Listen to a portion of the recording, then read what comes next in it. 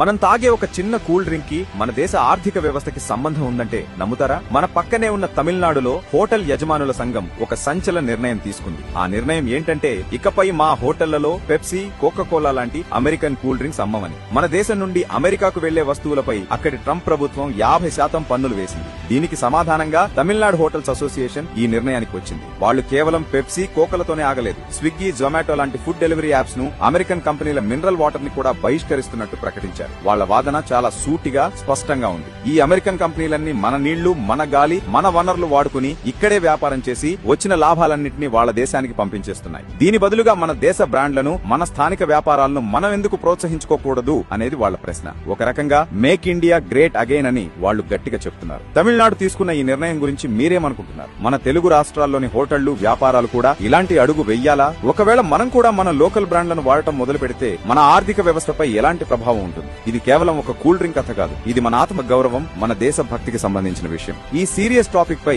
మీ అభిప్రాయం ఏంటో కింద కామెంట్స్ లో చెప్పండి. ఈ చర్చ మనందరిలో జరగాలి. అందుకే ఈ వీడియోను లైక్ చేసి మీ స్నేహితులకు, కుటుంబ సభ్యులకు షేర్ చేయండి. జై భారత్.